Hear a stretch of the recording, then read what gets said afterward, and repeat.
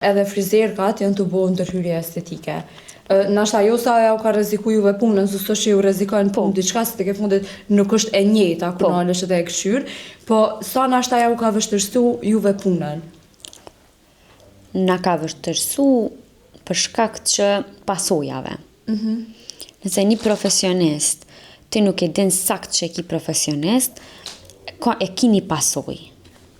Në më thonë, tani qatë pasojën na e kemi shumë zërë me manipulu. Për shembull, lëvizja e botoksit, mos dituria për injektim, mos dituria për mirëmbajtje, botoksi ka disa rregulla ekstra që duhet me u mirëmbajt, nuk injektohet në përdorim të alkoolit, injektohet në përdorim të jodit, ka disa rregulla, po çto ta vështirëson, për shembull, botoksi nuk ka një shkres. Filleri ka një shkres për buzët, për mollzat, për gjallënit, e ki një mënyrë që e shkrin edhe e bën prej fillimit. Po injektimi i botoksit është më i rrezikshëm. Edhe duhet me pasën për çato në fillim kur e kom nis veç me filler, edhe me pillingjet e fytyrës. Tani kom kalu në botoks sepse injektimi i botoksit duhet me kon shumë i sigurt. Nuk, domethënë matet, bëhen pikat, ti sa do që e den anatominë e fytyrës, cili person e ka mimikën e vet. Edhe ti nuk mundesh me bënë në gjithë klient një strategji, një mënyrë botoksin. Por ki me përdor disa metoda të botoksit. Edhe që kjo tani kur ata nuk i din, nuk janë të informuar, po veç e kanë nisë si punë, na qëtë shumë të lashe.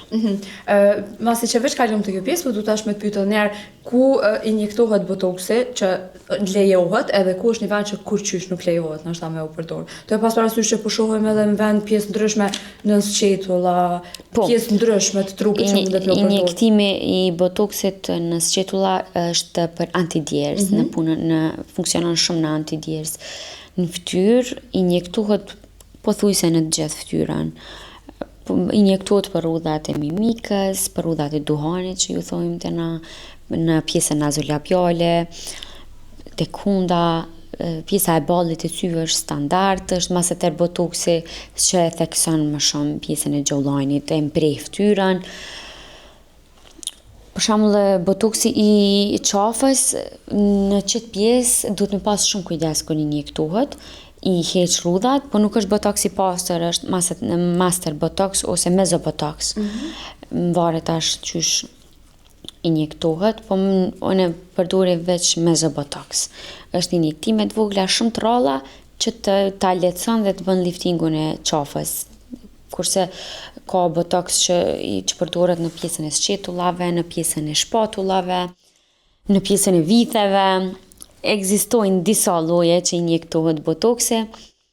Kem të folë për ndërhyrjen e botoksit në pjesë ndryshme dhe çka mbron vesh ke të pjesa e vitheve që injektohet, po nashta cila është një pjesë që injektohet botoksi që na që e nina për para në herë, na duket e çuditshme. Fiks pjesa e vitheve ka qenë ma e çuditshme kur i kom tregu klientit që mujna me bo me botoks, edhe është çudit, ka thënë kur s'pas tani kom një për filar, po kur nuk kom një për botoks.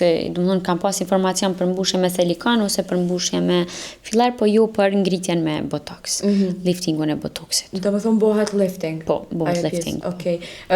Silikoni është i rrezikshëm? Po. Ke pas parasysh që për një mena silikone kena menu veç pjesën e gjoksit kur i kam bo, po tash dalin që... Mu së më pëlqen se për shkak kur del në plazh të vizllon shumë, përveç asaj. Edhe unë mendoj që janë ndërhyrje madhore për një trup. Mundesh me formsu trupin qysh do, me fitness, mbushjet e mdoja nuk i preferoj, nuk më pëlqejnë.